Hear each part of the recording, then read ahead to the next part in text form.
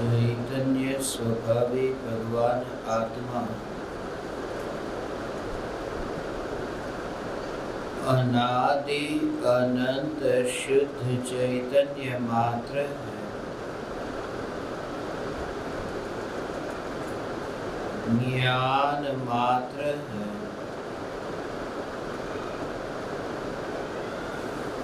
मैं शुद्ध चैतन्य मात्र,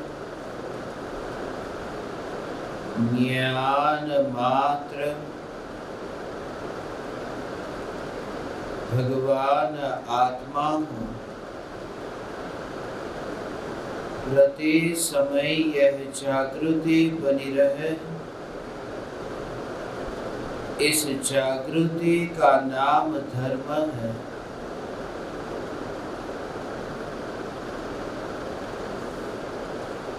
देह की प्रत्येक क्रिया के काल में और विकल्पों के बहते प्रवाह के काल में ज्ञानी को सदा यह जागृति रहती है कि मैं चैतन्य तत्व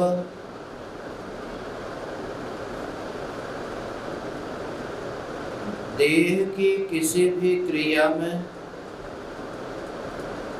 और विकल्पों के बहते प्रवाह में कहीं भी मिला नहीं हूँ। ऐसा शुद्ध चैतन्य तत्व मैं हूँ।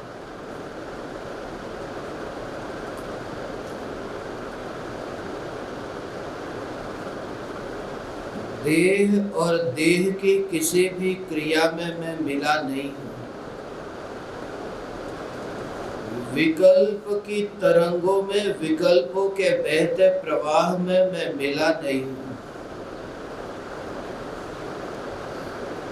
क्योंकि विकल्प तरंग रूप है और स्वरूप त्रिकाल शांत।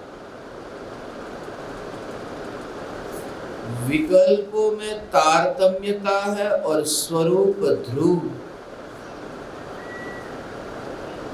विकल्पों में आकुलता है और स्वरूप निराकुल। विकल्प पर के लक्ष्य से उत्पन्न होते हैं और स्वरूप पर से निरपेक्ष है। विकल्पों से कर्मों का बंधन है और स्वरूप अबंध है। विकल्पों से दुख का जन्म होता है और स्वरूप त्रिकाल आनंदमयी है। प्रत्येक ज्ञान की पर्याय में यह भेद विज्ञान की धारा जिन्हें निरंतर बनी रहती है। स्वयं की अनुभूति के प्रमाण से स्व में ऐसा एकत्व स्थापित हुआ है कि देह की क्रिया और विकल्पों का प्रवाह ये न्यायिक की स्पर्शना नहीं करता है। ऐसा अत्यंत दूर से जानने में आता है, श्रद्धा में है। देह त्याग होने से पहले ही देहातीत दशा।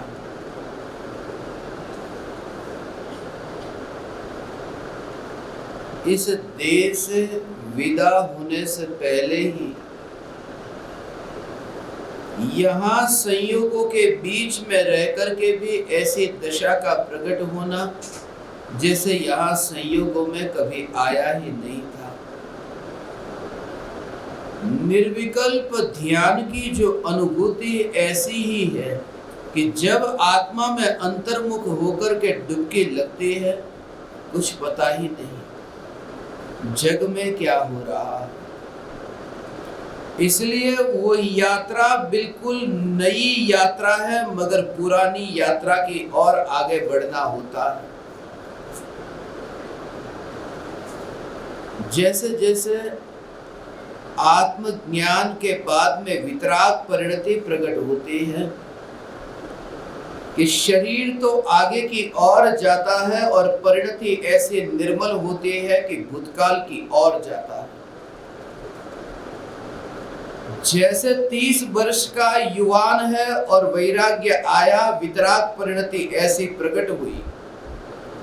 जीवन तो आगे की ओर जा रहा है, बुढ़ापे की ओर जा रहा है, मगर भीतर में वो परिणति ऐसी निर्मल हुई कि जीवन भले आगे जा रहा हो मगर आचरण पीछे जैसा होने लगता है।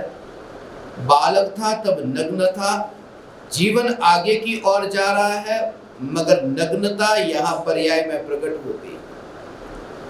और यदि आगे जाए तो बालक का जन्म होने से पहले मां के गर्भ में था, यहाँ नग्न होने के बाद में वो किसी गुफा के भीतर ऐसे रह जाता है कि पता ही नहीं यहाँ कोई मुनि है, और मां के गर्भ में आने से पहले यहाँ था ही नहीं। इस गुफा के भीतर जाकर के भी उस स्थिति को उपलब्ध होता है जैसे गुफा में है ही नहीं, वो बिल्कुल पार हो गए। तो जीवन तो आगे की ओर जाता है मगर परिणति में निर्मलता निर्मलता निर्मलता ऐसी प्रकट होती है कि चारित्र में, बाहर में रूप उनका ऐसा होने लगता है जैसे बालक का रूप। ऐसी वितराग परिणति को उपलब्ध जो मुनिराज है, जिस मुनिराज के अंतर में ये वितराग परिणति की गुफा के भीतर है, एकांत में है, वस्त्र का अब परिग्रह नहीं है। वस्त्र को लेकर के साधना हो कैसे? अब वो वस्त्र को ओढ़ करके ध्यान में लीन नहीं होते हैं। पूरी तरह से परमाणुओं को पकड़ा है, परमाणुओं को मैंने अपने भीतर में ग्रहण किया है। ऐसे भाव के साथ में ही तुम यहाँ बैठे हो, इस वजह से वो एक मौन अनुभूति से वंचित रहते हो। सिर्फ ज्ञान के स्वभाव को, जानने के स्वभाव को यदि देखो, जिस स्वभाव में ग्रहण करना नहीं है, जिस स्वभाव में चिपकना नहीं है, रूखा और चिकने का बंध होता है, रुखे रुखे का बंध नहीं होता, चिकने चिकने का बंध नहीं होता। ये विरोधी स्वभाव वाले का बंध होता है। इसलिए कहा कि जो एनवलप होता है उसके ऊपर एक और गोंद चिपकाया है, दूसरी ओर नहीं। जब उसको चिपकाना हो, एक और तो गोंद लगाया मगर दूसरी ओर कोरा रखा कि चिकना और रूखा ये मिलेगा तो चिपक जाएगा। ऐसे ही विरोधी का बंध होता है। स्त्री और पुरुष ये विरोधी है, उनकी शादी होती, ये विरोधी का बंध। तो चिकना और रूखा उसका बंध। ये देह के परमाणु यदि रूखे हैं और आत्मा के साथ में बंधना है तो आत्मा चिकना चाहिए, या देह के परमाणु चिकने हैं तो आत्मा रूखा चाहिए। मगर चैतन्य में रूखापन भी नहीं और चिकनापन भी नहीं, तो ये परमाणुओं को बांधे कैसे? देहधारी यह ज्ञान हो कैसे? ऐसे जो ज्ञान के स्वभाव के आश्रय से अपने को परिपूर्ण ज्ञान स्वरूप अनुभव करता है, वो देहधारी अनुभव कर ही नहीं सकता, क्योंकि ज्ञान देह को ग्रहण करे। लोचुंबक से जैसे लोहे को ऐसे खींचे लोचुंबक, ऐसे ही ज्ञान इन परमाणुओं को खींचे, ऐसा ज्ञान में स्वभाव नहीं। ऐसे ज्ञान स्वभाव का आश्रय लेकर के देहातीत ऐसी दशा प्रकट होती है और निर्विकल्प आह्लाद स्वरूप आनंद प्रकट होता है। एक ही चैतन्य सत्ता की चैतन्य सत्ता वो देह के साथ में, वो जो सोच आपकी है, मैं अभी चलूंगा, बोलूंगा, खाऊंगा, पीऊंगा, ये वह जो धारा ऐसी होगी कि परमाणुओं के परिणमन में, वो परमाणुओं के परिणमन में मैं नहीं हूं, मैं अब प्राणी नहीं रहा। अरिहंत भगवान प्राणी है मगर सम्यक दृष्टि प्राणी नहीं है। अरिहंत भगवान प्राणी है, सबसे ऊंचे प्राणी। सिद्ध भगवान प्राणी नहीं है, अरिहंत भगवान प्राणी है, कि जिनके प्राण होता है उन्हें प्राणी कहते हैं। 5 इंद्रिय 3 बल, आयु और साचोश्वास, ये 10 प्राण जिनके हैं, वो प्राण से शब्द बना है प्राणी। अरिहंत भगवान को भी देह है, वे प्राणी हैं। सम्यक दृष्टि को देह नहीं है। दृष्टि की मुख्यता से देखें तो सम्यक दृष्टि प्राणी नहीं है। दृष्टि की मुख्यता से देखें तो देह दृष्टि में नहीं है, इसलिए चौथे गुण स्थान में ही मोक्ष हो जाता है, ऐसा कहा। चौथा गुण स्थान प्रकट हुआ, उसको शास्त्र में गोमटसार जीव कांड, गोमटसार कर्म कांड। जैसे ही यह दशा प्रकट हुई कि दृष्टि मुक्त हो गए, क्योंकि चैतन्य परमात्मा ऐसा दृष्टि में आया कि देह और देह के संयोग में तरह तरह के दुख से ही भरे हुए ऐसे विकल्पों में ये चुनाव है तुम्हारे सामने, एक दुख और एक ये आनंद। तो श्रद्धा की मोहर किस पर लगानी? ज्ञान में जो प्रतिबिंबित होता है ऐसा जो विकल्प, उन विकल्पों में श्रद्धा की मोहर न लगी। और चौथे गुण स्थान में दुकान पर बैठे बैठे भी सम्यक दृष्टि निर्विकल्प हो जाए। दुकान पर बैठे बैठे ग्राहक के साथ में चर्चा चलती है, माल बेचता है, ऐसे ही तो फिर दुकान छूट जाती है, ऐसे ऐसे अंदर में, उसमें भी वहां पर व्यापार करने बैठा है दुकान में, मगर भीतर में यह जागृति है कि उपयोग ही व्यापार है, ये जानना व्यापार है। और ये भीतर में हो रहा है, ग्राहक आए और ऐसा ही हो, मैं दुकान पर नहीं गया, ऐसा अंतर में अनुभव होता है। दुकानदार बैठा है, ग्राहक है, दुकानदार माल बेच रहा है, ग्राहक खरीद रहा है, ये सब दृश्य है। मगर मैं का जो भाव है कि मैं दुकान में नहीं गया, माने ज्ञान की सत्ता जो है वो व्यापारी के देह में नहीं गई है, ऐसे इस ज्ञान को चेतन रूप अनुभव करता हुआ वो देह दुकान में बैठा हो मगर मैं दुकान में नहीं गया, ऐसा जो अपने को अनुभव करता है वो निर्विकल्प ध्यान में वहां ग्राहक बैठे और अंदर चला गया। फिर वो दुकान नहीं चलती। परम कृपालु देव की ऐसी दशा हुई थी, तभी तो दुकान छूट गई। झवेरी बाजार में थे ना, अब जब वहां पर रह करके वो भाव नहीं रहा, इतनी स्थिरता स्वरूप में हो रही, ध्यान ही नहीं रहा। इसलिए परिवार को छोड़ने के लिए नहीं, जब अंतर में इतनी एकाग्रता रहती है कि बाहर की ओर अब ध्यान नहीं जाता है, तब वो दशा ऐसी सहज प्रकट होती है। ऐसी दशा को उपलब्ध जो सम्यक दृष्टि अब मुनि हुए। मुनि होना तो है मगर कोई मुनि मिल नहीं रहे, क्या करें? जिनकी आज्ञा में रह करके मैं दीक्षा ले सकूं,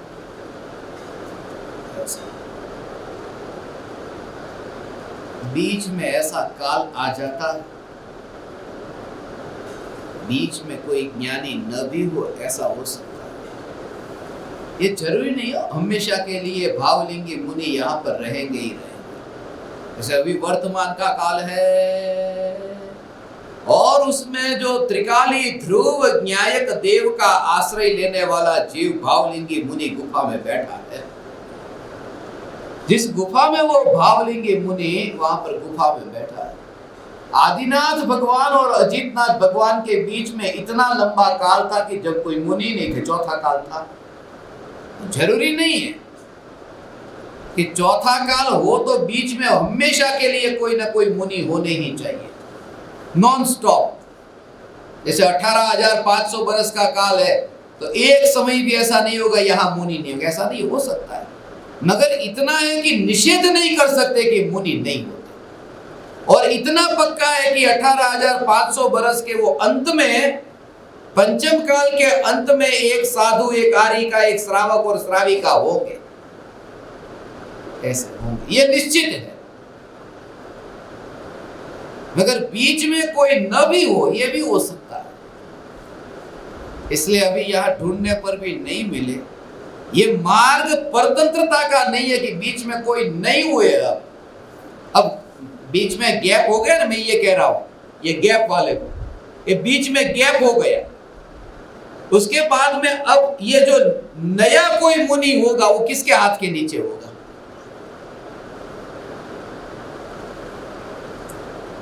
अब आचार्य कुंद देव के बाद आचार्य अमृतचंद्र देव हुए। अमृतचंद्र देव के गुरु कौन थे? 1000 साल के बाद में। उनके 300 साल के बाद में जयसेन आचार्य, उनके गुरु कौन थे? ये परंपरा से ऐसा कंटिन्यूस नहीं चलता, बीच में गैप भी हो जाता है। और अभी कोई मुनि है कि नहीं है?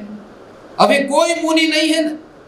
तो 18,500 वर्ष के बाद में जो मुनि होंगे वो किसके हाथ के नीचे होंगे, जब कोई अभी है नहीं? तो समझ में? मैं इसलिए आज ज्ञान दीपक को भेजा, ये मार्ग सकड़ा है। इस मार्ग पर अकेला ही यात्रा हो सके, कोई दो नहीं हो सके, इतना सकड़ा मार्ग है। इसलिए किसी और का इंतजार करके तू तेरे मुनि धर्म का पालन करने में गुलाम मत होना कि कोई नहीं मिल रहे, मैं मुनि कैसे हो। जब तेरी परिणति ऐसी प्रकट होगी तो तू किसी का भी इंतजार नहीं करेगा, है? ऐसा हो, तू किसी का इंतजार नहीं करेगा। ऐसा कल मैंने सत्संग में बताया ना, मुझे 3-4 लोगों के मैसेज आए कि हम तो यहां उछल करके नाचने लगे, आपका एक वाक्य सुना तो, कि दीक्षा यदि अंगीकार करनी है तो परमिशन नहीं लेनी है, सिर्फ इन्फॉर्म करना है। इतना नहीं तो मेरे पति कभी परमिशन देते ही नहीं, खाली इन्फॉर्म ही करना है ना। हाँ, खाली इन्फॉर्म करना है। बोले इतना आनंद, नहीं तो कितनी चिंता होती थी कि जब मुनि हो, आरजी का हो, तो क्या आज्ञा मिलेगी या नहीं मिलेगी। ये तो कहने की बात है। आज्ञा, लोग मेरे पास आते हैं, यहाँ पर आते, प्रणाम करते, आप जाने की आज्ञा दे, हम घर जा रहे, आप जाने की आज्ञा। और मैं कहूँ ना, नहीं दे रहा हूं तो 2 महीने से टिकट बुक करके रखी है, मुझे पूछा भी नहीं रिटर्न टिकट की डेट का, है? यदि मैं कहूं मत जा तो वो जैसी आज्ञा है ना, आपकी आज्ञा लेने आए, हम जा रहे हैं, आप आज्ञा दे। ये सिर्फ कहने की बात है। ऐसे ही दीक्षा लेते समय ये कहने के भी बिना बताए नहीं गया था मैं, बस आज्ञा दे का मतलब ये कि आपको बता करके गया हूं। ढूंढना मत प्रवचन में मेरा चेहरा कि कहां गया हो। ऐसे ही कि तुम ढूंढना मत मुनि धर्म, जब अंतर में ऐसी परिणति प्रकट होगी, जब ऐसा भाव, आज जो बात बता रहा हूं, अंतिम बात आई, अंतिम सत्संग, मुनि और आरिका के व्रत के रस। अब तो बीमारी आई, ऐसी बीमारी आई, आंखों से दिखाई नहीं दे, कान से अब सुनाई नहीं दे, ऐसी मुनिराज की दशा है। शरीर इतना शिथिल हो गया, विहार नहीं हो सकता। शरीर को इतनी सेवा की जरूरत है, शरीर ऐसा शिथिल हो जाए ना। ये तो नियम है कि आरजी का तो पास में आती ही नहीं, छूती भी नहीं, मगर मुनिराज, एक मुनि दूसरे मुनिराज की सेवा करते, भैया वच करते ना। कैसा भैया वच? भैया वच नाम का तप है, ऐसा भैया वच नाम का तप। तो एक मुनि लेटे, अब अंतिम घड़ी है, सांसें चल रही है मंद मंद, और दूसरे मुनि की वहां पर गोद में ही उनका सिर है, और वो सिर दबा रहे हैं, एक मुनि पैर दबा रहे हैं, एक मुनि हाथ पे है। आपने ये दृश्य देखा होगा, एक आर्टिफिशियल बनाया हुआ कि मुनि के संलेखना के समय, समाधि मरण के समय का ये वैयावच करते हैं मुनि। अब वैयावच कौन करते हैं? वैयावच का ये जो तप है ना, वैयावच, ये किसको, ये वैयावच नाम का तप किसको हो रहा है? सिर दबा रहा है उसका, या जिसका सिर दबाया जा रहा है उनका? वैयावच हो रहे। तो कौन तप कर रहा है? ये जो बीमार है, जो जा रहे हैं, उनकी वैयावच की तपस्या उनकी नहीं हो रही। तो वैयावच तप उनको करना है, तो क्या करे? अब वो तो कोई किसी ताकत नहीं है शरीर में, वो तप का क्या होगा उनके तप? वैयावच करते हैं, मगर उसमें भी वो तप जो है ना, वो तप का भाव, सिर दबाए, पैर दबाए, उस समय हो।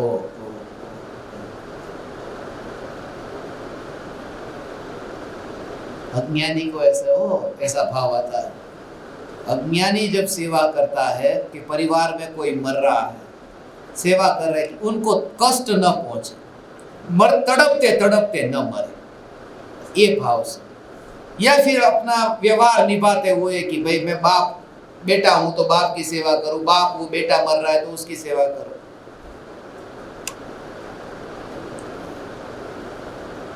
ये क्यों कर रहे हैं ऐसा? उनके पीछे का भाव कि शरीर में जब ये वेदना हो रही है, ये वेदना से तो और, जैसे पैर में कांटा चुभता है तो पैर की याद आती है, तो और सावधान होते। तो मुनिराज को जो पीड़ा होती है तो पीड़ा को सहने दो, आत्मा और याद आएगा। जितनी वेदना होती है उतना तो और अलर्ट होते हैं ना। तो यहां सिर में इतना दर्द हो रहा है, दर्द तुम दूर कर रहे हो कि जिसकी वजह से वो अलर्ट हो रहे थे। तो वो सेवा क्यों करते हैं फिर मुनि? कि मुनि सेवा करते हैं, उनसे पूछो कि ये क्यों काम करते हो, और वही जवाब मिलेगा। ये कौन कर रहा है? मैं थोड़ी ना कर रहा हूं, ये सेवा मैं कर रहा हूं। इस भूमिका में इस प्रकार के विकल्प आते हैं। कोई बीमार है मुनि, उनकी सेवा करने का भाव आता है। आचार्य है, उपाध्याय है, साधु है, ये 210 का आंकड़ा याद रखना। 210, 2 1 और 0, आचार्य 2, उपाध्याय 1 और साधु 0। घड़ी में 2:10 होते हैं तो ये याद आता है 2:10। आदेश और उपदेश, ये 2 अधिकार जो है वो आचार्य के पास, उपाध्याय के पास अकेला उपदेश, और साधु के पास न तो आदेश न उपदेश, वो साधु। तो आप आदेश देते हो किसी को?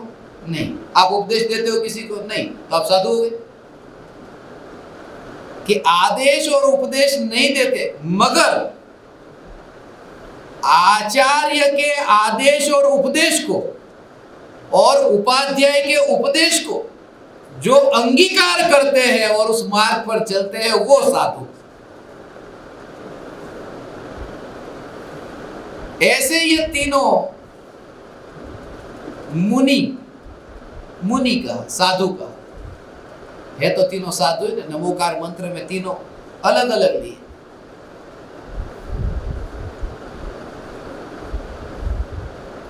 मगर चत्तारी मंगलम के पाठ में तो तीनों को साथ मिले ना, साहु मंगलम, उसमें दोनों आ गए, आचार्य और उपाध्याय। आचार्य उपाध्याय आ गए, मगर वो आ गए तो फिर नवकार मंत्र में भी इतना ही कर देते।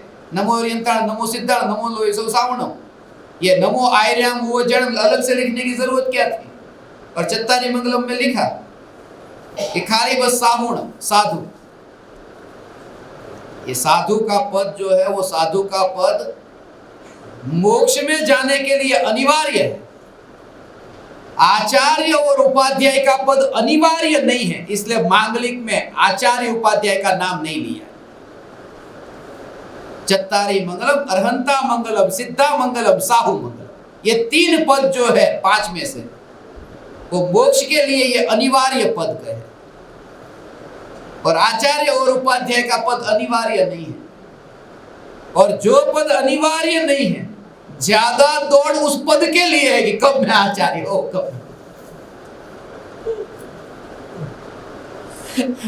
साधु के संग में जाके देखा कि जो अनिवार्य नहीं है, यहां तक कि आचार्य पद कोई पाया हो तो भी वो छोड़ देता है, मरने से पहले किसी और को सौंप देता है उनके, क्योंकि वो बोझ है, बोझ को लेकर के मोक्ष कैसे जाएंगे।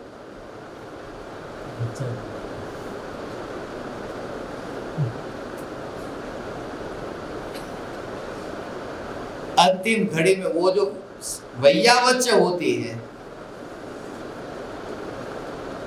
एक भाव ये कि जो शरीर में पीड़ा हो, बिल्कुल साता पहुंचे न, साता पहुंचे। अज्ञानी जाता है ना मास दिवस, ये जाके पूछता है कैसे हो साता मां, साता मां, ये गाली है, बहुत बड़ी गाली है। मुनि के पास में जाकर के ये पूछना साता मां, ये गाली।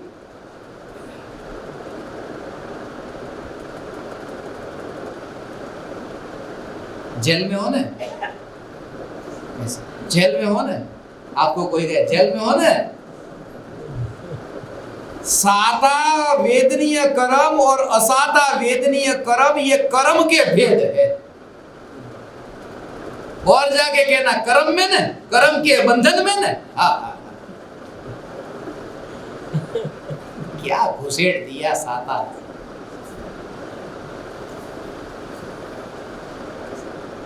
साता में मैं कभी नहीं कहता, मैं ये पूछता सत्ता में हो या नहीं, साता में। कभी भी पढ़ाने जाता था तो साता मां ये नहीं पूछता, सत्ता मां, मगर नहीं आए अभी सत्ता। ये आदर हुआ उनका, ये भक्ति कि सत्ता में हो या नहीं। साता और असाता में मुनि नहीं। अंतिम घड़ी में ऐसी देह की स्थिति, शांत भाव से रोना धोना वहां मत करना हो। अंश मात्र रंच मात्र भी आंख में से आंसू टपके, तुमने मुनि का अपमान कर दिया।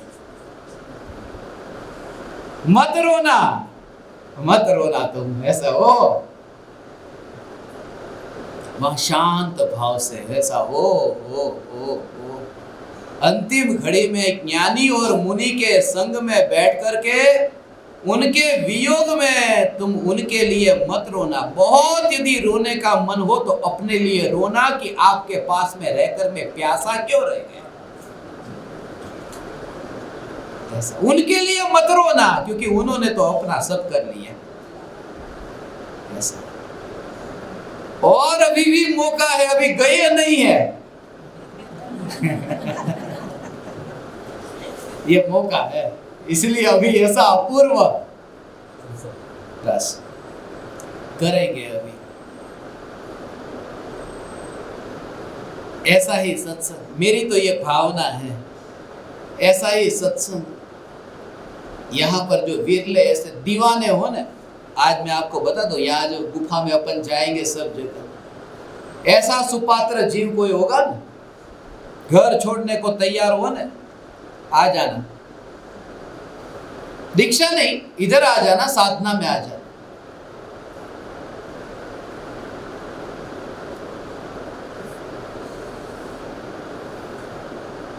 बिल्कुल फिक्र किए बिना,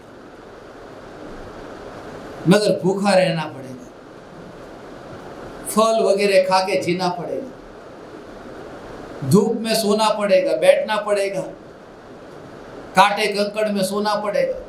तैयारी के साथ जिसको आना है उनको आने की अनुमति देता, क्योंकि संघ तैयार करना है ना, पुरुषों के लिए और स्त्रियों की नहीं बात कर रहा। आपके लिए किसी को आने की इच्छा हो तो कौन आने को तैयार? देखो एक तैयार हुए, जिससे पीछा छुड़ाना चाहता वही पीछा।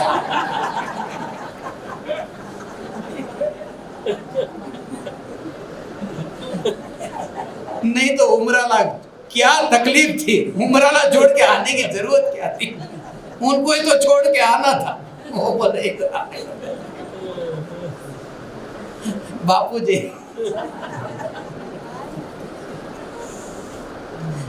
मगर भाव आया है, भाव आया है, ये भी पाएंगे।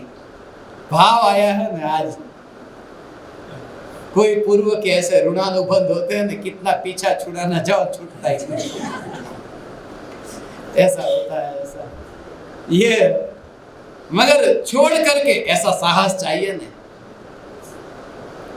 और परिवार के साथ में रह करके ऐसा साहस तो दिखाओ। शुरुआत तो करो ये शिविर सुन करके कि 8 दिन के लिए चलो साहस दिखा दे बाहर।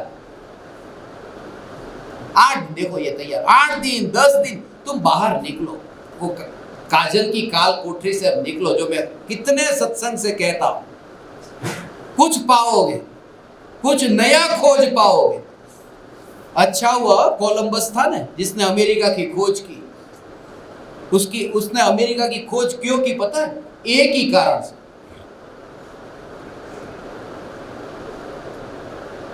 उसने शादी नहीं की। नहीं तो पहले ही पत्नी कहती, जाते ही फोन कर देना, खत लिख देना, अपना ध्यान रखना, दवाई ले लेना, आते समय सब्जी लेके आ जाना, टमाटर कितने के किलो है फोन कर देना। अकेला था, मस्त था, गुलाम नहीं था, अमेरिका खोज लिए। ऐसा एकल विहारी जो हो जाए, अभी मुनि नहीं मगर बाहर रहकर, थोड़े दूर रह करके, मैं तो अपने अनुभव से कहता हूं, भीड़ भाड़ से जब एकांत में रहना होता है ना, तब उस समय स्वाध्याय, तत्व विचार, चिंतन और जो इतनी स्वतंत्रता। कभी भोजन करना तो भोजनशाला में चले जाओ, बहुत भोजनशाला है, 50 रुपये 100 रुपये का खाना खा लो। कभी कभी ये विचार कि 100 रुपये में बस आज का पेट भर गया। लोग 10-10 घंटे इसके लिए ये गवाते, ये 100 रुपये में जो काम हो जाता है। किचन में जा ये सब्जी पकाने में कितनी झंझट है, विचार करो खुद। ये जैन भोजनशाला की बात कर रहा हूं, मुझे तो इतनी अच्छी लगी है भोजनशाला। तेल बाजार से लाओ, कढ़ाई लाओ, तेल को गर्म करो, जीरा डालो, हींग डालो, ये डालो, 1 घंटा 2 घंटा उसमें रोटी पकाओ, ये करो, कितनी झंझट। और उसके लिए फिर पूरे दिन पर दुकान में बैठो। यहां तो कुछ नहीं, इधर रुक जाओ, चलो साथ में भोजनशाला में, कूपन निकाल दिया इसने, मेरा क्या। कितना समय बच जाता है। मौका मिले तो तैयार खाना खा लेना। मुनिराज खाना पकाते नहीं है, तैयार खा लेते। पकाना पड़ता तो नया संसार होता। प्रैक्टिकल है ना, और सुविधा है जब हमारे पास में। और अभी तुम इतने व्रती नहीं हो गए। एक टिफिन आता है, एक टिफिन के अंदर 3-3 लोग खा सके, ऐसा टिफिन। ये खाने वाले साथ में बैठे, कंट्रोल नहीं हो ना तो फिर शाम का सत्संग हो ही नहीं सकता। दोपहर को खाया तो 4 कटोरी 5 कटोरी बासुंदी।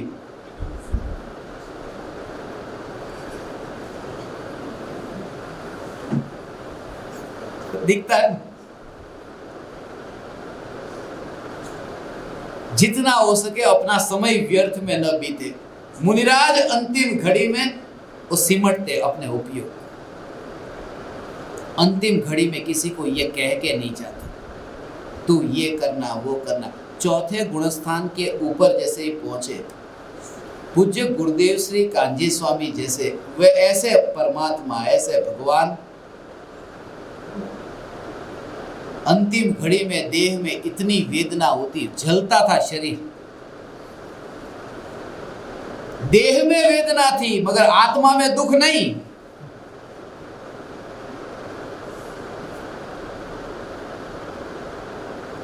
भगवान आत्मा अंतर में वह धारा चल रही थी। दुनिया देखती थी कि वह जसलोक में है, मगर वास्तव में वे चैतन्य लोक में थे, जसलोक में नहीं। ऐसा हो, वो बाहर से दीवार को देखो न भगवान, तुम समझोगे नहीं, ऐसा लगे गजपंथा में है। वो गजपंथा के अंदर वो मिट्टी को छूता नहीं है, वो न्यायक में वास करता है भगवान। ऐसा ये चैतन्य मात्र न्यायक देव ये मैं, ऐसे भाव से, ऐसी अंतर की स्थिरता से पता न चले कि ये देह छूट गया, दूसरा देह मिला। वो भावलिंगी मुनिराज, देह छूटा और देह छूटते ही स्वर्ग में देव होते हैं। चौथे काल में तो वो सुना ने, आज पांडव लेने जाएंगे, पांडवों के बारे में थोड़ी कहानी कहूं। अर्जुन, भीम और युधिष्ठिर ये तो मोक्ष में गए। सहदेव और नकुल, इनका ध्यान टिका नहीं आत्मा में, उनको विकल्प आ गया कि हमको तो ये जो हो रहा है वो होने दो, मगर हमारे ये जो 3 बड़े भाई हैं उनको कितनी वेदना होती होगी। मूर्ख के सरदार, हाँ? वो मुनि थे कि भाई भाई थे? मुनि होने के बाद में बड़े भाई छोटे भाई ऐसा होता? अपना घुसेड़ दिया ऐसे भाई, तो फिर वो मोक्ष में केवल ज्ञान पाके मोक्ष में क्यों नहीं गए? सीधी सी बात है, उपयोग आत्मा में टिका नहीं, अंतर्मुहूर्त तक। मगर ये भाई का ऐसा हो, वाह, मुनि धर्म के अंदर भाई भाई होता ही नहीं।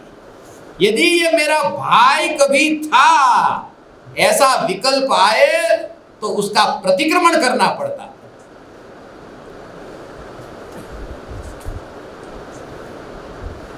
ऐसी दशा अंतिम घड़ी में।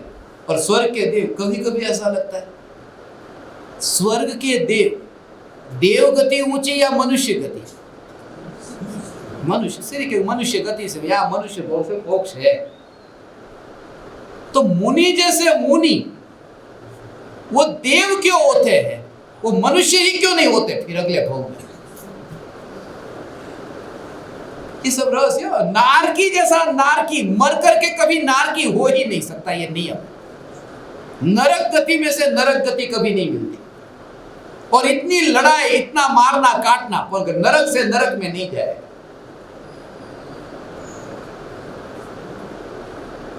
स्वर्ग से स्वर्ग में नहीं जाएगा। अगर ये मुनि होकर के वो स्वर्ग में जाते हैं, ऐसा है ये, वो स्वर्ग में जाते, जल्दी से मोक्ष में जाने के लिए तो अगला भाव मनुष्य का मिलना चाहिए, मिलता नहीं है। मगर अगला भाव मनुष्य का मिले तो मोक्ष में देरी हो जाए। क्यों? क्योंकि मुनि धर्म का जो पालन हुआ है उस समय ऐसे ऐसे ऐसे ऊंचे प्रकार के शुभ भाव थे, उन शुभ भावों से इतना ऊंचा पुण्य बंधा, ऐसा पुण्य बंधा कि उसको खाली करने के लिए ऐसी जगह पर जाना पड़ता है कि जल्दी से मोक्ष में जाए। ऐसा। अब मैं आपको कहूं कि आपको, आपके पास में अभी मैं 100 करोड़ रुपए देता हूं और ये 100 करोड़ रुपए आप खर्च कर दो, आपको मैं अब छोड़ दूंगा और आपको छूट दी, अब आपको कहां जाना है वहां जाओ। यहां सब्जी की दुकान है, अब सब्जी की दुकान के पास में आपको रखूंगा, या कितना ही खर्च कर लो, उसकी दुकान की दुकान पूरी खरीद लो तो 100 करोड़ खाली नहीं होंगे। तो हीरे जवाहरात जहां पर है वहां पर उस मार्केट में बिठा दिया कि ले भाई, पुण्य खाली हो, हीरे जवाहरात वहां मिल गया, और भोगा नहीं तो कर्म की निर्जरा हो गई, उदय में आके गया। तो मुनिराज जो है वो स्वर्ग में ही जाते हैं अगले भाव में, वो मनुष्य नहीं हुए।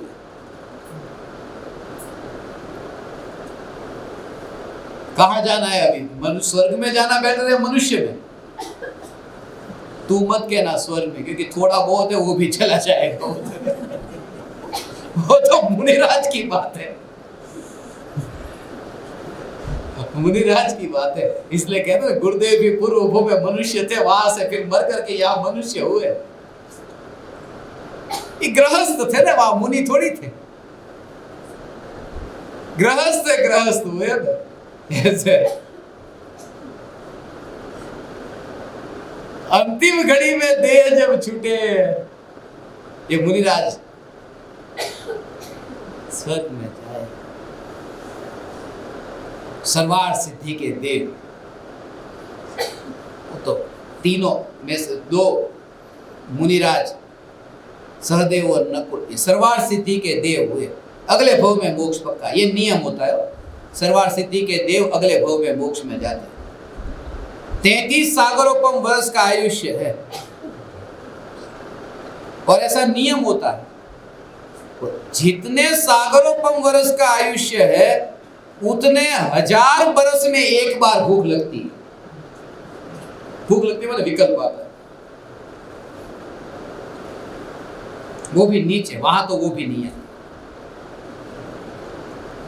कंठ से अमृत झरता है वो भी, और भूख मिट जाती है। वहां तो 33 सागरोपम वर्षों तक धर्म की चर्चा, कैसी होगी वह दशा, मगर उसे भी छोड़कर यहां आना है।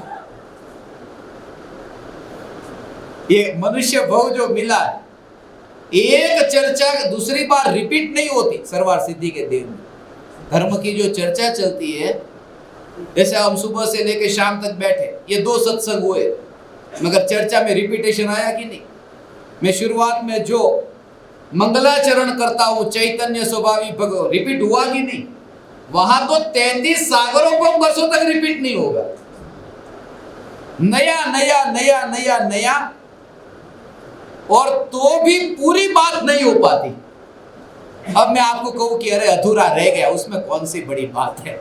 वो 33 सागरों वर्षों तक चर्चा करके भी पूरा नहीं होता।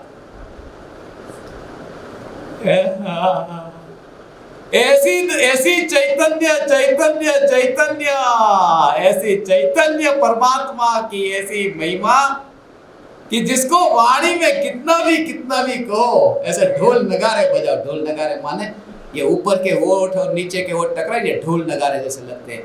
वहां में नहीं हुए ऐसे ढोल नगारे बज रहे हैं, मगर ढोल नगारे बजा करके न्यायक देव के गुणगान नहीं गाए जाते। ऐसा दूर दिखाई दे, ये पूरा शरीर ऐसे ज्ञान अंतर में अनुभव में आए, मगर ये ध्वनि का टकराना, ये भाषा वर्गना का टकराना, ये ढोल नगारे से न्यायक के गुणगान नहीं गाते, आता ही नहीं है वो वहां। ऐसे भावलिंगी मुनि आरजी का अब अंतिम घड़ी में है। उनकी हालत क्या? उन्हें भी एकांत में जाने का उपदेश दिया है अंतिम घड़ी में। अकेला कोई कमरा हो ना, उस कमरे के अंदर भी चले जाए। और शास्त्र में तो ये लिखा है, भगवती आराधना का प्रमाण देकर कहता हूं, अंतिम घड़ी में सब वस्त्र को एकांत में उतार दे, कोई नहीं है वहां। दूसरी होगी आरजी का वगैरह वहां पर, मगर कोई पुरुष नहीं, वहां पर अकेली है।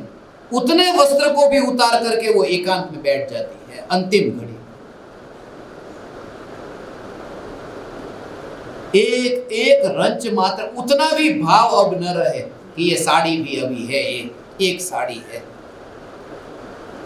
ऐसी स्थिति में। मगर वो जो अंतिम समय मरण के काल में, ओ भगवान, ऐसी दशा कब आएगा वो मरण? इसे प्रति समय ये जागृति हो, अगले समय मरण है। ये जागृति के साथ में देह से वस्त्र को उतार लिया, वस्त्र को उतार लिया। मरण है, अभी पता क्या मरण है?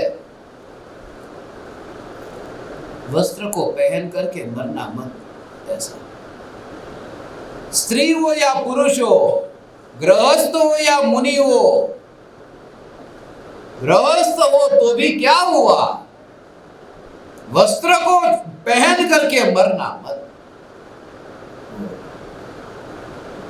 वो जो वस्त्र को पहन करके मरना मत, द्रव्य की जो पर्याय है वही द्रव्य के वस्त्र है, उस पर्याय में रह करके यहां से विदा मत होना। वो ध्रुव न्यायक में मस्त होकर के पर्याय के वस्त्र को त्याग करके न्यायक में स्थिर होकर के वो नग्न दिगंबर हुआ।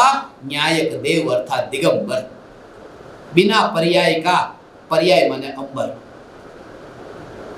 ऐसा है। पर्याय है, यह वस्त्र है, और पर्याय के वस्त्र के साथ में इस देह से दूसरे देह में नहीं गया। वो ऐसी स्थिति है जैसे सोते हुए व्यक्ति को एक कमरे में से दूसरे कमरे में ले गए। उसने पहला कमरा छोड़ा नहीं और दूसरा कमरा पाया नहीं, वो नींद में है। ऐसे ही स्वरूप की स्थिरता में जो जाए, ऐसा भी मरण होता है। ऐसी स्वरूप की स्थिरता, अंतिम घड़ी ऐसी आए, करा सकते थे परम कृपालु देव, कोई उनके हाथ पैर दबाए तो हाथ पैर वो करा सकते, दबा सकते थे, तो कर लो थोड़ी सेवा, दूर किया ना। यहां तक कि काया से तो ठीक, वाणी से भी कह दिया कोई मुझे बुलाना मत। ये अंतिम घड़ी में यदि तुम्हारे में इतना सामर्थ्य, तो ये तो सबसे श्रेष्ठ कि कोई तुम्हारा सिर दबा रहा है, तुम उसको कह दो कि रहना। अंतिम घड़ी में किसी से सेवा करा के यहां पर नहीं मरना। मुनिराज ऐसा करते हैं। यदि ऐसी दशा अंदर में हो, आहार और जल का त्याग करके, ऐसे मरण को लोग उसको कहते इंगिनी मरण कहते। वो भी भगवती आराधना में मरण के 17 भेद जो बताए, उसमें एक ये भेद है, इंगिनी मरण, किसी से सेवा नहीं कराएंगे, ऐसे ही सबसे मुक्त होगा। और यदि ऐसी दशा, उससे भी यदि बेटर ऊंची दशा हो, तो लकड़ी की भांति, पत्थर की भांति जैसे वो ऐसे हो जाते हैं और प्राण विसर्जन कर देते हैं। अंतिम घड़ी में मुनिराज 28 मुलगुणीय व्रत का पालन करने वाले कि सेवा तो मत करना, मैं ऐसे ही बैठा, ऐसा नहीं, लकड़ी की तरह। वो सुना ना, मुनिराज जैसे पत्थर की तरह बैठ करके, वन में हिरण वगैरह प्राणी है, वो मुनिराज की पीठ को खुजाते हैं। हिरण है ना, हिरण वो खुजली आई तो मुनिराज की पीठ पर जाकर वो खुजाता है, ये समझ करके कि ये कोई पत्थर है या कोई पेड़ है। इतनी स्थिरता कि पता ही नहीं चले मनुष्य है।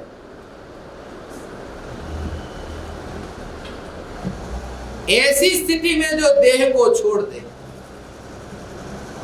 अब सब परिग्रह तो छोड़ दिया था, सब संयोग से तो छूट गए थे, शिष्यों का भी अब संग छूट गया, यह भी बड़ा परिग्रह हो जाता। वो भी, उनको भी कह दिया कि बस तुम अपनी जगह, बुलाना भी मत, आना भी मत, सेवा भी नहीं।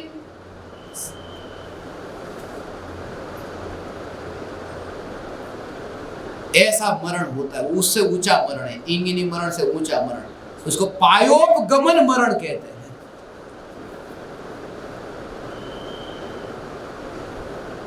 बिल्कुल ठूठ ऐसा ही हो गया। बस ये संसारियों में जो होने वाले मरण है ना,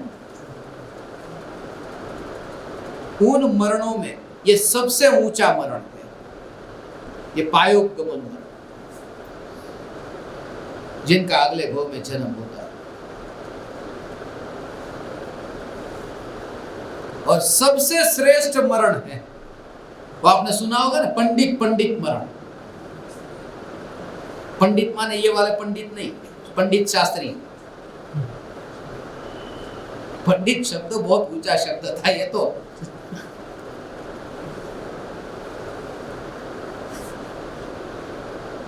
यदि ये ऊंचा शब्द था तो मैं हर बार पंडित क्यों कहता हूं? क्योंकि मैं मुनिवर राम सिंह की डेफिनेशन बताता हूं। पंडिय पंडिय पंडिया, हे पंडित हे पंडित हे पंडित, तूने आज तक अनाज के छिलके को ही कूटा और अनाज के दाने को छोड़ दिया। उस पंडित की बात की। उसका दूसरा नाम केवली मरण है। केवली मरण, उसका नाम केवली मरण दिया। जिसको शास्त्रों में केवली मरण का, उसका ही नाम मोक्ष। मगर मोक्ष को भी केवली मरण नाम दिया है 14वें गुणस्थान का पूरा होने के बाद। केवली मरण, जिसके बाद में अब नया जन्म नहीं होगा, ऐसा मरण।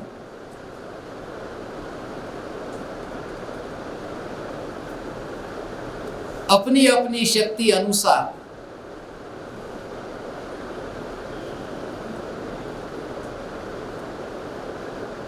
जब पता है आहार और पानी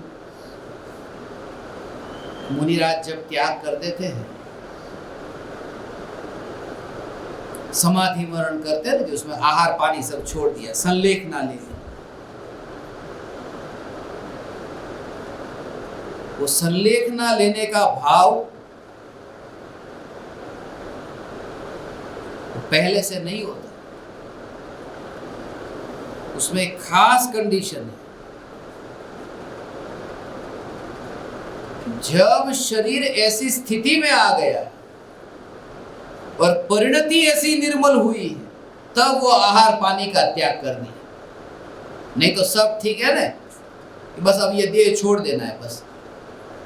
तो वो जीने की इच्छा नहीं रही है, कि शरीर छोड़ दे, वो मरने की इच्छा हो गई, थानाटॉस हो गया। जीने की इच्छा को लिबिडो का है। जर्मनी में सिगमंड फ्राइड, उसने ये सब उसके बारे में बहुत खोज की थी। जीने की इच्छा वाला है वो दूसरे को मारता है, मरने की इच्छा वाला है वो अपने को मारता है। जीने की इच्छा वाला दूसरे को मारता है, क्योंकि मुझे जीना है तो क्या करना है, खाना पड़ेगा। तो खाऊंगा कैसे? वनस्पति को काटूंगा, पेड़ पौधे को काटा, चूल्हा जलाया, तो उसमें जीव की हिंसा, दूसरे की हिंसा हुई। जीने की इच्छा वाला दूसरे को मारता है, मरने की इच्छा वाला अपने को मारता है। और मुनिराज और ये ज्ञानी, उन्हें जीने की इच्छा नहीं रही, इसलिए आहार जल का त्याग कर दिया, और मरने की इच्छा नहीं रही, इसलिए कुएं में या खाई में नहीं गिरे। एक पत्थर की तरह, लकड़ी की तरह वो ऐसे स्थिर होकर के ध्यान में। और स्थिरता भी बाहर से बताइए, वास्तव में भीतर में वो उपयोग इतना स्थिर होता है कि देह स्थिर हो जाता है। ऐसे देह को स्थिर करने तुम जाओगे तो क्या होगा, कि देह को स्थिर कर दो, बिल्कुल थोड़ा भी नहीं हिलना चाहिए। जैसे ऐसा हिलना चाहिए। लोग ध्यान करने बैठते हैं, तो जैसे ध्यान करने जैसे बैठते हैं तो ऐसा चेहरा हो जाता है, नींद आ जाती है। बिल्कुल स्थिर, एकाग्रता चाहिए, बिल्कुल वो एकाग्रता चाहिए। वो एकाग्रता में इतना एकाग्रता भंग होती है, क्योंकि उपयोग कहाँ गया? देह में एकाग्रता, उपयोग देह में एकाग्रता, उपयोग देह में एकाग्रता। तो ये देह में भटक रहा है उपयोग, उसमें एकाग्रता हुई का? ये तो भटकना हुआ। और दुनिया देखेगी कि ये कितना धार्मिक, मगर भीतर में वो देह में भटक रहा है। ये हठ योगी होते हैं। गरम गरम आग के ऊपर भी बैठ जाए, अंगारे के ऊपर चले। मुनिराज ये धंधा नहीं करते, ये सब अज्ञानियों को दी। वहां तो ऐसा कि मरने की भी इच्छा नहीं है, जीने की भी इच्छा नहीं है, इच्छा मात्र नहीं है, मरने जीने की बात ही नहीं। क्यों इच्छा नहीं है? क्योंकि जो स्वभाव का अनुभव हो रहा है वो इतना अनिच्छुक है, वो इच्छा से नहीं हो रहा। इसलिए जिस समय आपको आत्मा की अनुभूति होगी, आप खुद कहेंगे ये कुछ भी नहीं करना पड़ा, ऐसे आत्मा का अनुभव हो गया, कुछ भी नहीं करना पड़ा। पहले क्यों नहीं हुआ तो ये अनुभव, ये कि तो करना चाहता था। वो विकल्प से अंदर में अनुभूति सहज होती है। अर्थात इसलिए जब आप चिंतन करने बैठो, तो चिंतन ही अनुभूति में वहां पर परिणमित हुआ ना। ऐसे पहाड़ पर ले जा करके कल और अपन प्रयोग करेंगे। कल का दिन है ना मांगी तुंगी में, कल ही मांगी तुंगी। तो और आज भी स्मशान में बैठेंगे, मगर आज एक प्रॉब्लम एक है कि जहां स्मशान उस छोटा है और लोग अपन ज्यादा है।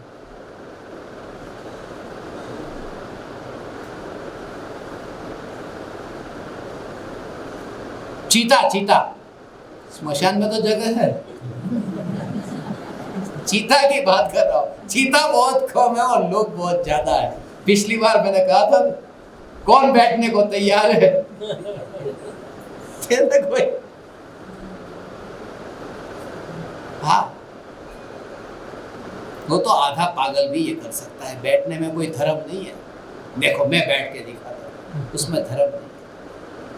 वहां बैठ करके अंदर में बैठा मैं, इस भाव से अधर्म हो गए। देह की क्रिया के साथ में एकत्व करते हुए वहां बैठता है।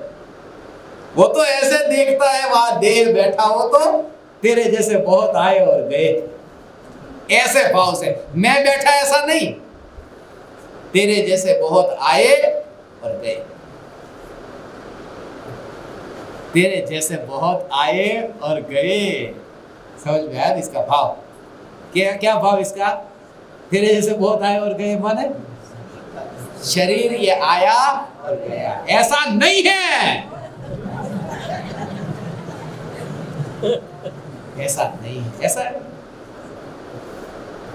इसका भाव असल में ये है, वो जो अब अनुभूति की बात करता हो, ये बिल्कुल आज अनुभव ऐसा।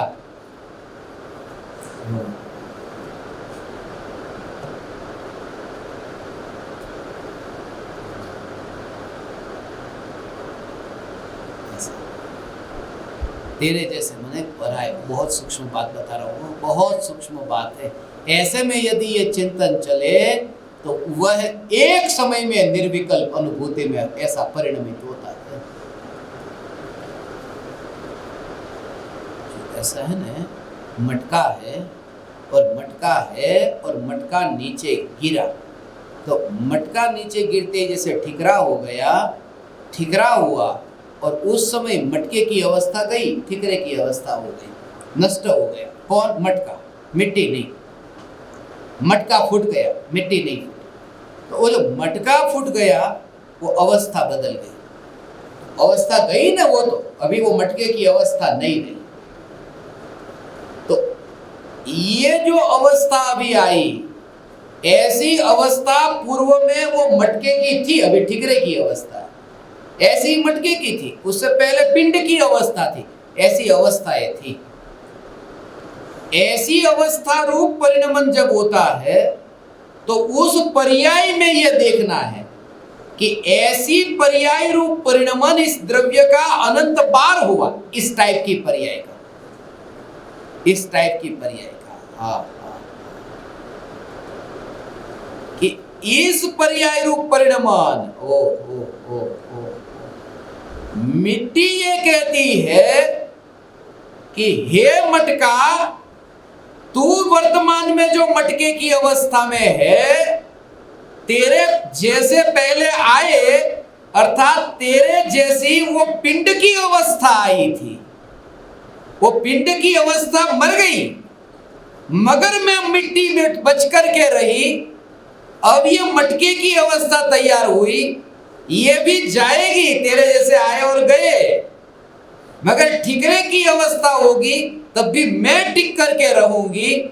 माने पिंड, मटका और ठिकरे ये आए और गए, मगर मिट्टी की सत्ता जो रही।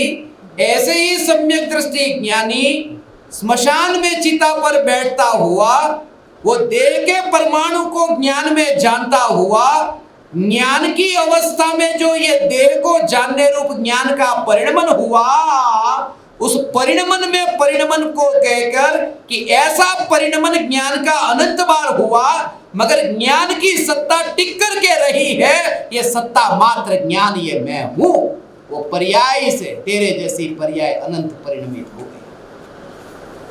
ज्ञान का है वो प्रवाह में तुम ऐसे ज्ञान स्वरूप तक पहुंचते हो।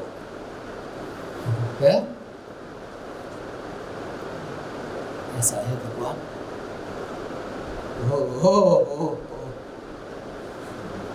पूरा त्रिकाल चैतन्य परमात्मा ऐसा हो, ऐसा स्वरूप है भगवान। ये चैतन्य चैतन्य चैतन्य, राख की दीवार तो दूर वैसा हो।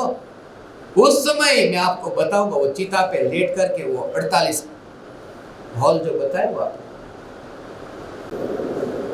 पूरे देह के परमाणु ऐसे मिट्टी, अंतर में ये भेद विज्ञान होता है। उसको कहते हैं यहां आना हुआ जाना हुआ, आई अवस्था ऐसे हो। वहां पर ये दर्पण जो है, वो दर्पण ये नहीं कहता मोर तू आया गया, कभी वहां कौवा आया कौवा गया, कभी वहां चिड़िया आई चिड़िया गई। मोर कौवा चिड़िया, दर्पण ये नहीं कहता तेरे से बहुत आए और गए, वो बात नहीं है। दर्पण ये नहीं कहता मोर कौवे और चिड़िया को तेरे जैसे बहुत आए और गए। दर्पण तो यह कहता है कि यहां जो अवस्था तैयार हुई है, मोर जैसी, कौवे जैसी, चिड़िया जैसी, यहां वहां की नहीं, यहां जो अवस्था तैयार हुई है, ऐसी अवस्था पूर्व में अनंत हो चुकी है, मगर मेरी स्वच्छता टिक करके रही है, वहां की तो बात ही नहीं। ऐसा है? ये ऐसे समझ में नहीं आता हो भगवान, ये भेद विज्ञान। अब मैं किसी को ऐसा लिख करके भेजू, जा तेरे जैसे बहुत आए और गए, लोगों को लगता है हाँ मुझे पता है, आपको तो बहुत मिलते होंगे मेरे जैसे। ये बैठे इधर, ये गाली दे दी, जैसे ऐसा गाली दी, मेरे को अपमान कर दे, तेरे जैसे बहुत आए और गए। अरे यहां से ही अनुभूति का बीजारोपण हुआ। और एक एक समय की उसको कहते हैं उदासीनता। उदासीनता का अर्थ, वो जो मौन की बात कही ना भगवान है, ये जो ज्ञान का जानने रूप, उसका विरोध नहीं किया, उसका विरोध नहीं किया। मोर का तो विरोध नहीं किया, दर्पण की अवस्था का भी विरोध नहीं किया।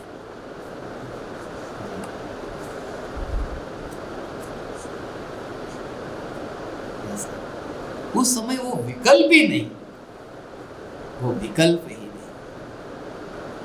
विकल्प।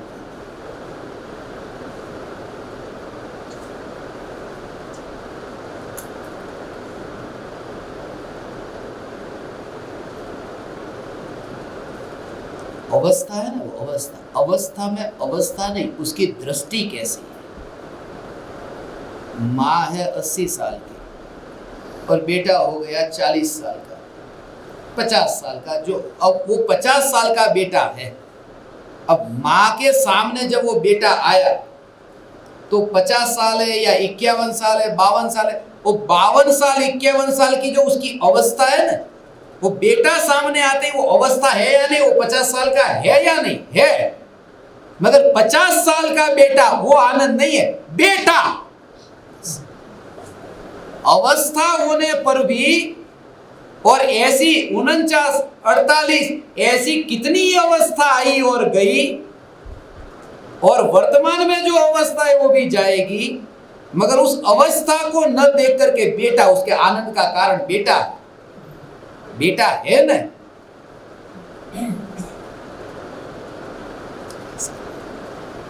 वो ज्ञान की जो अवस्था है, उन अवस्थाओं में अवस्था कारण नहीं है, उन अवस्थाओं में अवस्था का विरोध भी नहीं है। 50 साल का नहीं चाहिए मुझे, आजा, विकल्प ही नहीं। 50 साल का बेटा आया, ऐसे ही ज्ञान जिस जिस वस्तु को जानता है, उन वस्तुओं को जानने के काल में ज्ञान का जानने रूप परिणमन कैसा, ऐसा विकल्प नहीं, और ये ज्ञान मैं, ऐसा चैतन्य मैं।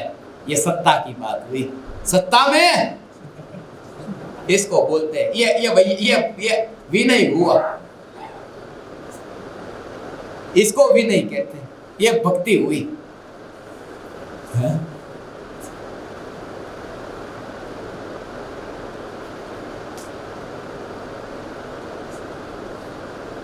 अब जाकर के क्या पूछोगे? साता में पूछो, क्या पूछना है अभी? क्या बात करते हैं तुम? उनके भी गुरु हो। जैसे कोई गुरु अपने शिष्य, तू बराबर सत्ता में है ना, और तुम कहा कीचड़ में, और उनको पता सत्ता में, वो सत्ता में ही होते, तू नहीं है, तू सत्ता में आ जा। वहां तो नमोस्तु नमोस्तु नमोस्तु वितरागी भावलिंगी मुनिराज के चरणों में बैठ करके तू पर्याय के वस्त्र से पार ऐसे दिगंबर न्यायक देव का दर्शन करना भगवान। ये ऐसा ये चैतन्य स्वरूप है।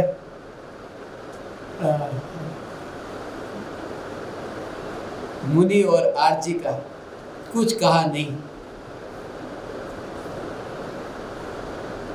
सब अधूरा रह गया। कहूंगा कभी, लेकिन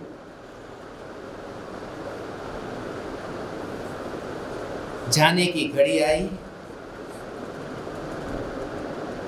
कभी कभी मुझे ये विचार आता है, मृत्यु हो जाती है ना, कभी प्रार्थना सभा में वो जाते, वहां जाते तो वहां तो ज्यादा बोलते नहीं है, चुप रहते हैं, खाली जाते हैं, बैठते हैं, ऐसे ही।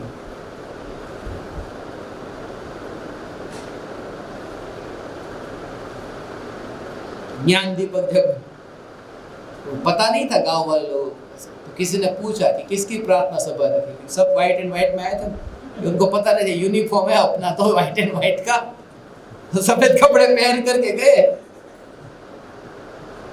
वहां जाकर के बैठते। तो तुम जरा विचार, तुम भी ऐसा सुनते हो ना, इनकी शोक सभा है,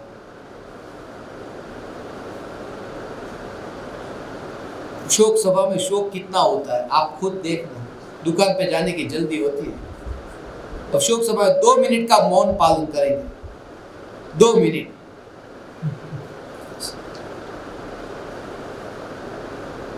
दो मिनट का मौन होता है। वैसे भी 2 मिनट बाकी है, 11:40 हुई है, 11:42 में 2 मिनट बाकी है, 2 मिनट का मौन। तो मुझे ये विचार आता था कि जिसके लिए ये लोग मौन रह रहे हैं, दूसरों के लिए इतना मौन रहने का किया, खुद के लिए यदि मौन हो जाए और 2 मिनट नहीं 1 समय मौन हो जाए, मरने से पहले दूसरा मेरे लिए मौन हो, उससे पहले मरने से पहले मैं अपने लिए 1 समय के लिए मौन हो जाऊं। और मौन का मतलब पर्याय से पार सत्ता का दर्शन, ये मौन हो गया। ऐसे हे ज्ञान दीपक, अनंत काल के लिए सिद्ध शिला पर विराजमान होना, ये यात्रा बहुत लंबी है, अनंत की यात्रा है। आज विदा हो गए ऐसी ये यात्रा नहीं है, अलग हो गए ऐसी ये यात्रा नहीं है। मैंने तो आप परमात्माओं को ऐसे देखा है, ये अनंत अनंत अनंत अनंत अनंत अनंत अनंत काल तक सिद्ध शिला पर बसे। हे ज्ञान दीपक, चंद लम्हों का साथ तेरा नहीं चाहा था, क्योंकि चंद लम्हों का साथ तो जनाजे को भी मिल जाता है, तेरे साथ तो अनंत काल के लिए सिद्ध शिला पर आनंद भोगने के सपने देखे हैं।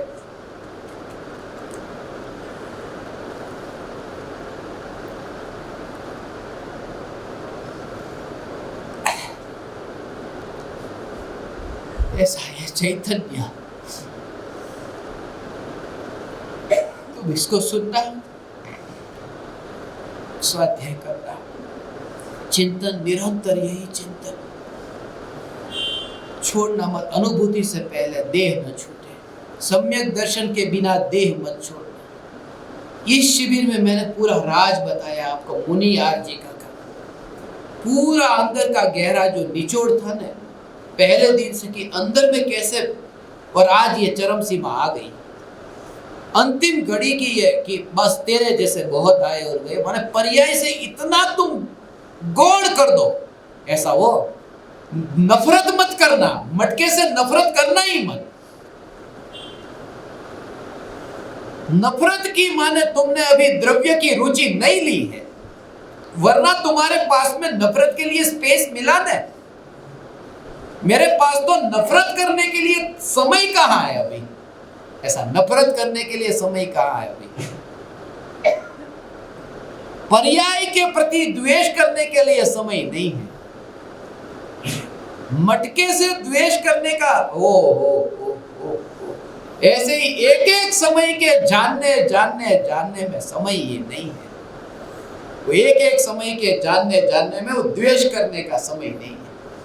एक एक समय में पूर्ण ज्ञान सत्ता, ज्ञान सत्ता, और वह जो ज्ञान सत्ता पर्याय की ओर देखा नहीं, पर्याय की ओर देखा नहीं, द्रव्य की ओर देखा, मगर वो जो देखने वाली है वो पर्याय ही है, वो पर्याय ही है। इस वजह से वो पर्याय भी सफल हो गई, सार्थक हो गई, मरने से पहले वो अमृत हो गई।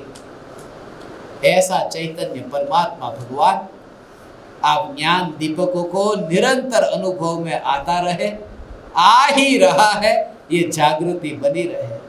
आप समस्त ज्ञान दीपकों ने, साधकों ने इस बालक को सत्संग करने का अवसर दिया।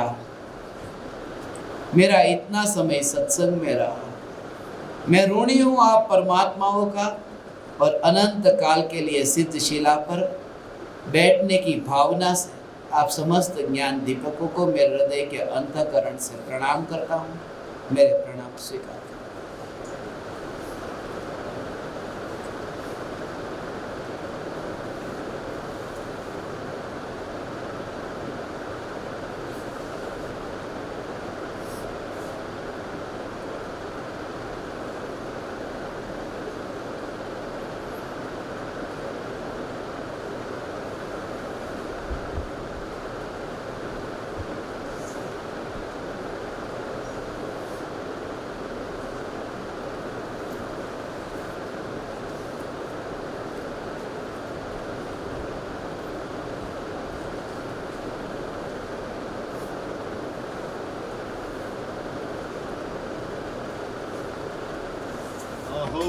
अहो श्री सद्गुरु करुणा सिंधु अपार,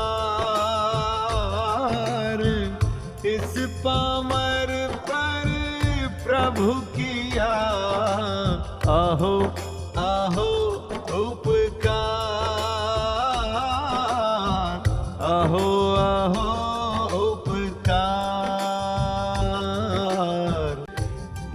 सहित जिनकी दशा वरते देहातीत, उन ज्ञानी के चरण में हो वंदन अगणित, हो वंदन अगणित, अगणित,